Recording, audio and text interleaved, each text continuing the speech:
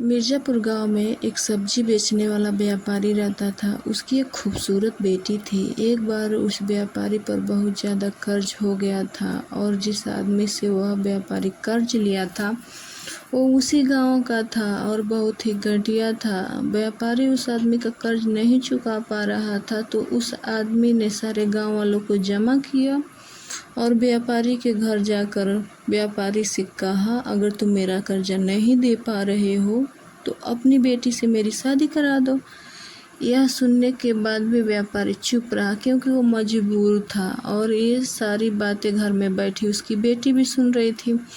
थोड़ी देर के बाद उस आदमी ने गांव वाले व्यापारी से कहा, ठीक है, मैं एक थैली में सफ़ेद और एक काला पत्थर डालूंगा और इसकी बेटी को थैली में से कोई एक पत्थर निकालना पड़ेगा। अगर सफ़ेद पत्थर निकलती है तो मैं कर्ज भी माफ़ कर दूंगा और इसकी बेटी से शादी भी नहीं करूंगा, लेकिन अगर काला पत्थर निकलता तो मैं कर्ज तो माफ़ कर दूंगा मगर इसकी अपनी बेटी से मेरी शादी करानी पड़ेगी। व्यापारी की लड़की इस बात के लिए राजी हो गई थी और सारे गांव वाले भी।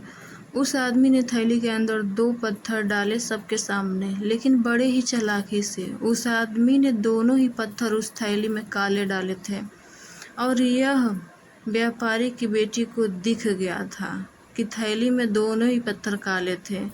अब वह लड़की सोच में पड़ गई थी कि मैं जो भी पत्थर निकालूंगी वह काले ही पत्थर होंगे और अगर पत्थर काला निकला तो कर्जा तो माफ़ हो जाएगा, लेकिन मुझे उस आदमी से शादी करनी पड़ेगी।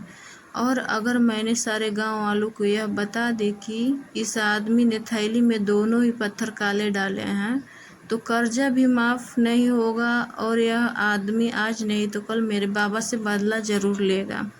लड़की यह सोच ही रही थी कि लड़की को तभी थैले से पत्थर निकालने को कहा गया। लड़की ने थैली में हाथ डाला और एक पत्थर बाहर निकाला और बिना किसी को बताए उस पत्थर को ज़मीन पर गिरा दिया और ज़मीन पर गिरने के बाद वह पत्थर दूसरे पत्थर में मिल गया। तभी लड़की ने सबसे कहा कि अब कैसे पता चलेगा कि मैंने जो पत्थर निकाला था वह सफ़ेद था या काला था।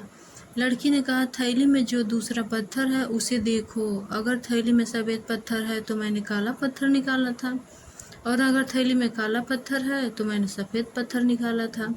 और थैली में तो सिर्फ काले ही पत्थर थे और सभी गांव वालों ने यह समझ लिया कि लड़की ने जो पत्थर निकाला था वह सफ़ेद था।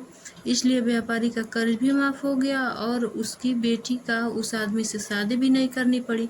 ज़िंदगी में इंसान कई बार मजबूर हो जाता है और उसके सामने जो हालत होती है उसे वैसे ही हिसाब से चलना पड़ता है।